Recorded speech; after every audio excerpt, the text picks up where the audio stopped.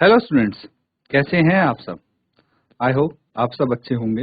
ICT virtual classroom में आप सबका स्वागत है। मैं विकास। बच्चों, क्लास 10th का मैथ्स हम कर रहे हैं, चैप्टर है आपका क्वाड्रेटिक इक्वेशंस। तो इसी चैप्टर को कंटिन्यू करना है हमें। चलिए चलते हैं स्मार्ट बोर्ड पे और क्वेश्चंस करते हैं। ठीक है बच्चों, तो अभी जो मेथड हम यूज कर रहे हैं वो है factorization, that is splitting the middle term. इसकी मदद से ही हम क्वाड्रेटिक इक्वेशन सॉल्व कर रहे हैं। तो सबसे पहले तो आपको क्वाड्रेटिक इक्वेशन बनानी है, उसके बाद इनको हल करना है। ठीक है, आपको कुछ वर्ड प्रॉब्लम दी गई है, इसकी हेल्प से क्वाड्रेटिक इक्वेशन बनाएंगे। सबसे पहले वर्ड प्रॉब्लम को पढ़िए, क्या लिखा गया है। A cottage industry produces a certain number of pottery article in a day। तो एक कॉटेज इंडस्ट्री है जो कि पोट्री पॉट्स वगैरह जो होते हैं वैसे आर्टिकल्स एक दिन में बनाती है, कुछ पर्टिकुलर आर्टिकल्स बनाती है। कितना नंबर बनाती है? It was observe on a particular day that the cost of production of each article in rupees was 3 more than twice the number of article produced on that day। तो यहाँ पे कुछ ऐसा बोला गया है कि ऐसा ऑब्जर्व किया हमने कि भाई जो कीमत है एक आर्टिकल, एक चीज जो प्रोड्यूस की गई है उसकी कीमत कितनी है?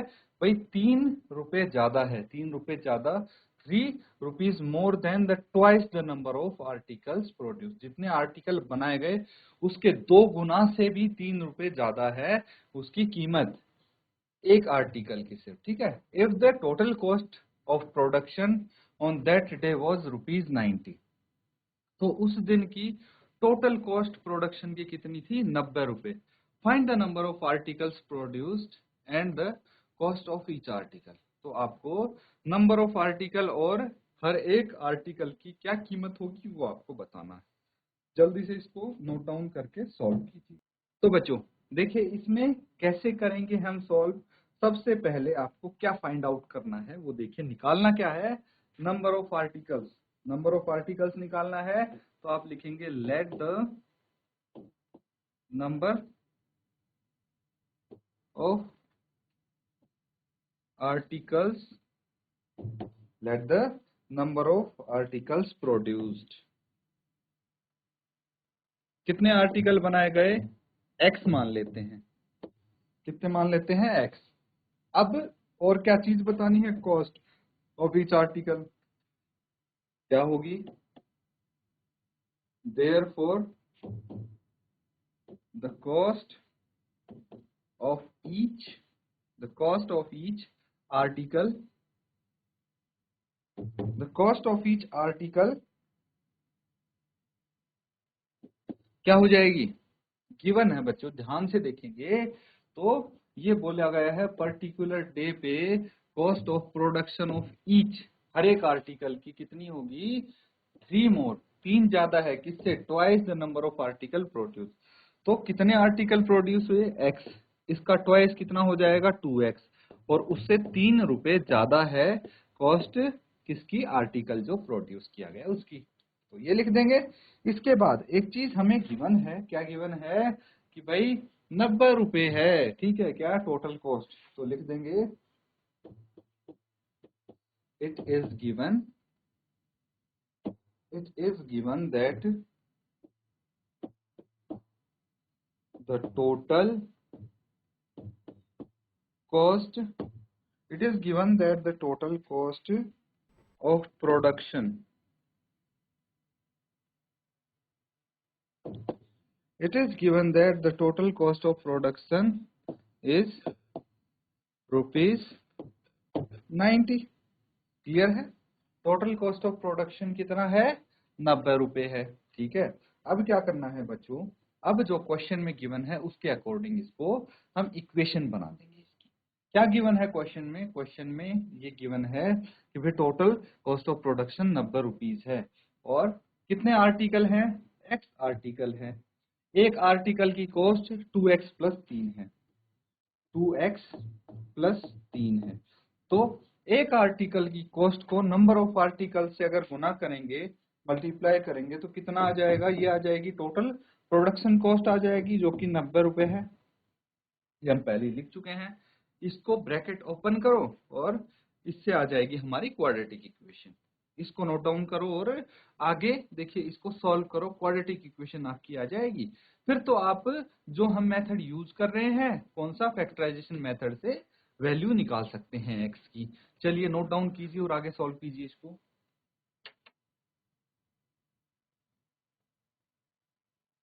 ठीक है बच्चों, आगे कंटिन्यू करें अब। तो हमारे पास क्या है, ये आया है 2x plus 3 is equal to 90। Bracket open कीजिए, 2x स्क्वायर आ जाएगा प्लस 3x, और 90 को लेफ्ट हैंड साइड लेके आ जाएंगे इज इक्वल टू 0। तो ये क्या हो गई, ये हमारी क्वाड्रेटिक इक्वेशन हो गई। मिडल टर्म को स्प्लिट करके सॉल्व कीजिए, या फिर सबसे पहले तो AC कितना होगा, A इंटू सी, 2 कितना होगा -180, ठीक है, -180। अब फैक्टर्स इस प्रकार से करने हैं हमें कि मल्टीप्लाई करके तो कितना है -180, प्लस माइनस करके +3 आ जाए। तो -180 के क्या क्या फैक्टर्स हो सकते हैं, देखिए हम या तो रैंडम इनको लगा सकते हैं, या फिर 180 को 2 से डिवाइड कीजिए 90 आ जाएगा, फिर 2 से 45, फिर 3 से 15, फिर 3 से 5, फिर 5 से 1, ठीक है। तो इनको आपस में कॉम्बिनेशन बना के देखिए, 2 दूनी 4, ठीक है, 4 तिया 12, एक तो हम 12 लिख सकते हैं और एक लिख सकते हैं 5 तिया 15। देखिए तीनों दोनों में डिफरेंस कितना आ गया, डिफरेंस 3 का आ गया, है ना। तो यहाँ पे हमारी बात बन सकती है कैसे, एक को तो हम कर देंगे -12, एक को +15, दोनों को मल्टीप्लाई करेंगे -180 आ जाएगा, सेम एज दिस, और इनको प्लस माइनस करेंगे तो कितना आ जाएगा +3, यही तो चाहिए है। तो हम इसको कर देंगे 2x स्क्वायर प्लस 3x की जगह हम लिख सकते हैं +15x and -12x -90 is equal to 0। फिर हम x कॉमन ले लेंगे यहाँ से, 2x प्लस 15 -12 कॉमन ले लिया, 12 तो कॉमन नहीं आ पाएगा इससे, ठीक है, क्योंकि 90 12 से पूरा पूरा डिवाइड नहीं होता। तो 6x आ जाएगा, क्या बच जाएगा 2x प्लस 15, ठीक है। उसके बाद हम 2x प्लस 15 कॉमन ले लेंगे, 2x प्लस 15 क्या बच जाएगा, x minus 6 is equal to 0। तो हमारे पास ये कुछ वैल्यूज आ जाएंगी, क्या क्या वैल्यूज आ जाएंगी, एक तो आ जाएगी अगर हम 2x प्लस 15 को 0 के इक्वल रखें तो x किसके बराबर आ जाएगा, -15/2, और अगर x माइनस 6 को 0 के बराबर रखें तो x आ जाएगा 6। तो यहाँ पे देखिए ये रिजेक्ट हो जाएगा, रिजेक्टेड। क्यों रिजेक्ट करेंगे हम इसको, इसको रिजेक्ट इसलिए करेंगे बच्चों क्योंकि जो नंबर ऑफ आर्टिकल्स है वो पॉजिटिव हो सकता है, because number of articles can be positive, ठीक है, इसीलिए ये रिजेक्ट। तो x कितना आ गया, x आ गया हमारे पास 6, लिख देंगे हम hence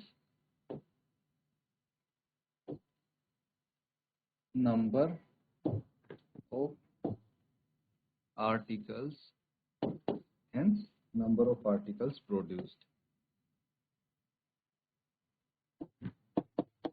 is equal to 6। Cost क्या आ जाएगी, कॉस्ट तो है हमारी 2 इंटू 6 प्लस 3, कितना आ गया 12 प्लस 3, ये आ गया ₹15, 15 रुपए कॉस्ट आ गई। नोट डाउन कर लीजिए, ये क्वेश्चन हमारा कंप्लीट होता है। ठीक है बच्चों, ये सबने कर लिया है नोट डाउन। तो देखिए अब हम एक नया मेथड सीखेंगे, ठीक है, अलग मेथड हमें सीखना है। कौन सा मेथड है, completing the square method. Note down कर लीजिए,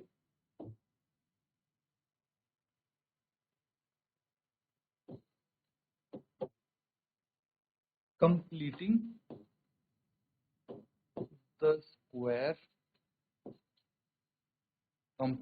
स्क्वायर मेथड।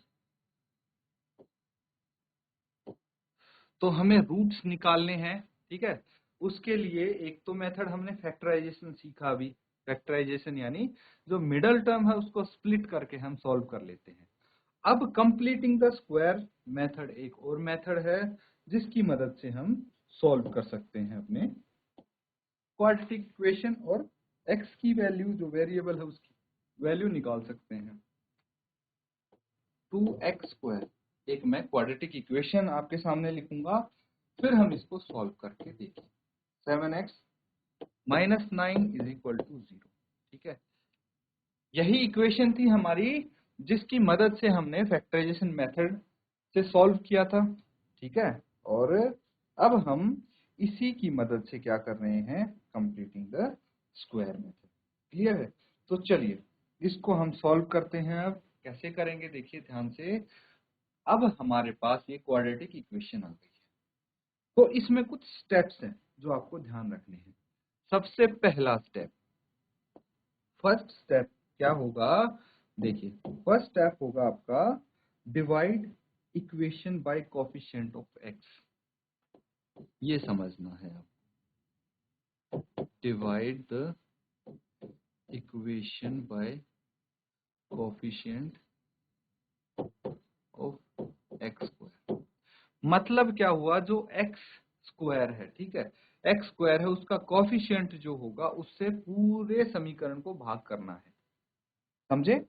चलिए मैं बताता हूं कैसे करेंगे। फर्स्ट स्टेप हम यहाँ पे अप्लाई करेंगे या फॉलो करेंगे। क्या हो जाएगा, 2x स्क्वायर बाय 2, हर एक टर्म को भाग करना है आपको। 7x by 2 minus 9 by 2 is equal to 0, ठीक है। क्योंकि अगर 0 बाय 2 करेंगे तो 0 ही रहेगा। करके देख लीजिए। तो अब सारी इक्वेशन को हम सॉल्व करेंगे। ये कट जाएगा, क्या बच जाएगा, x square plus 7 by 2x minus 9 by 2 is equal to 0। अब ये इक्वेशन आ गई हमारे पास, आ गई कि नहीं आ गई? तो इसके बाद क्या करना है, ध्यान से देखना। अब दूसरा स्टेप आएगा, step number 2। Step number 2 note down कीजिए, डिवाइड। 2-3 स्टेप है उनको ध्यान रखना है। ये कंप्लीटिंग द स्क्वायर मेथड बहुत इजी लगेगा आपको। Divide coefficient of x by 2 and square it. जो x का कोफिशिएंट है, इससे पहले हमने x स्क्वायर को देखा था, ठीक है, x स्क्वायर का कोफिशिएंट। अब x का कोफिशिएंट को यूज करना है, ठीक है, x का कोफिशिएंट को यूज करना है। कैसे, देखिए मैं यहाँ पे आपको बता देता हूँ। ये जो स्टेप है इसमें ऐसा कुछ कहना चाह रहा है कि भाई x का कोफिशिएंट क्या है आपके पास, 7 बाय 2 है, 7 बाय 2 है। इसको 2 से भाग करेंगे हम, ठीक है। तो या तो आप ऐसे कर दीजिए, 2 से भाग, कैसे करना है वो आप देख लीजिए, या फिर डिवाइडेड बाय 2 क्या हो जाएगा, इसको हम लिख देंगे 7 by 2 into 1 by 2 is equal to 7 by 4। और जो ये 7 बाय 4 है इसका स्क्वायर करना है। ये है अगला स्टेप, ठीक है। तो क्या आ जाएगा आपका, ये स्टेप आ जाएगा, ठीक है बच्चों। तो ये हो गया स्टेप नंबर 2, तो ये स्क्वायर आया है। अब क्या करना है इसके बाद, अब करना है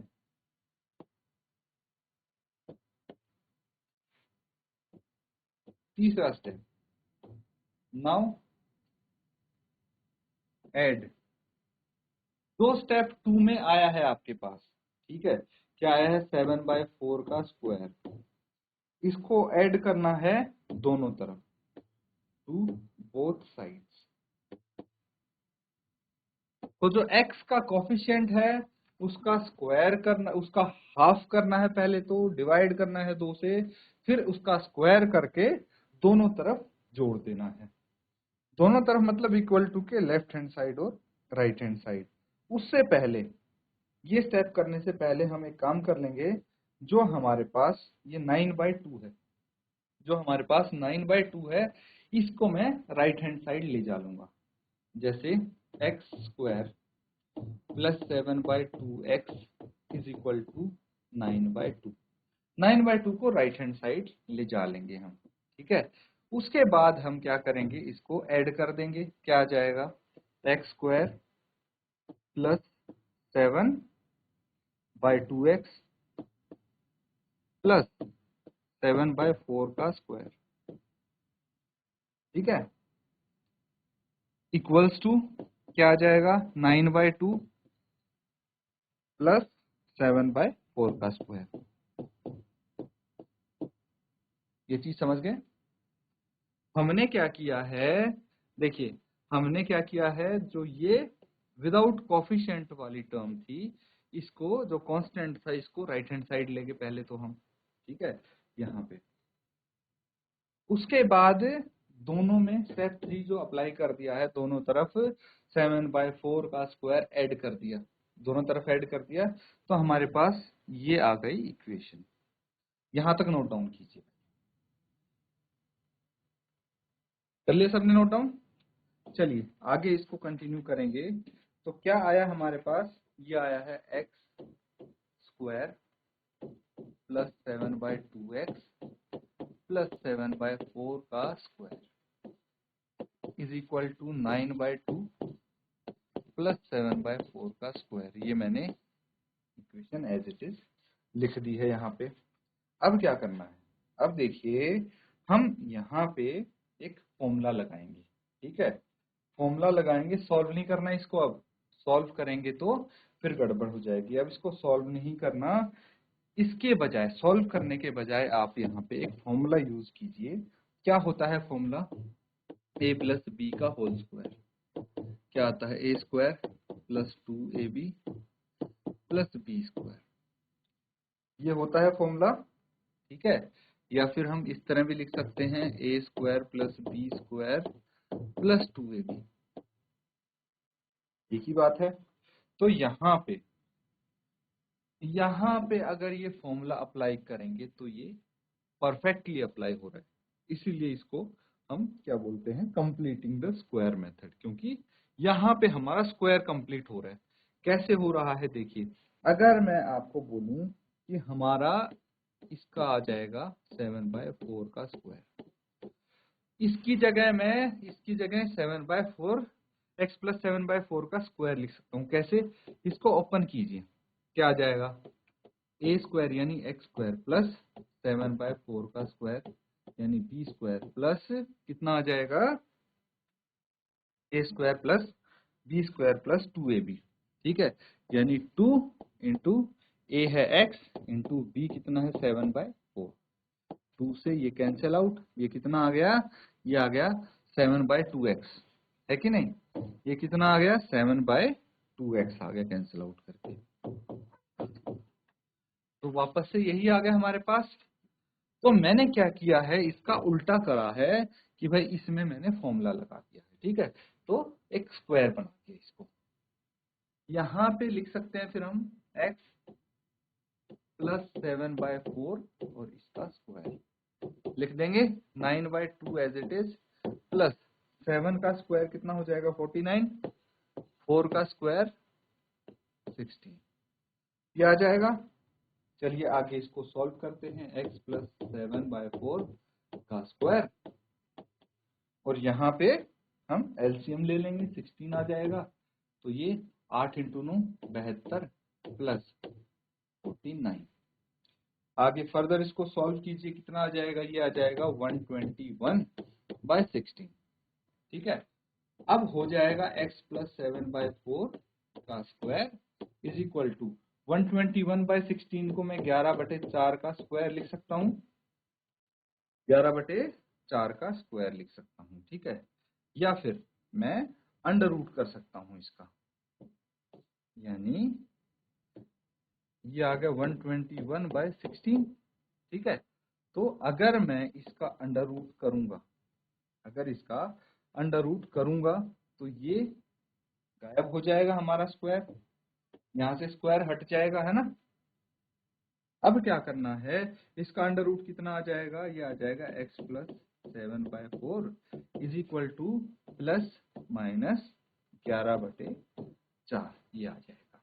इसके बाद अगर हम सॉल्व करेंगे इसको तो हमें क्या करना है, एक बार तो हम कंसीडर कर लेंगे x plus 7/4 is equal to plus 11/4,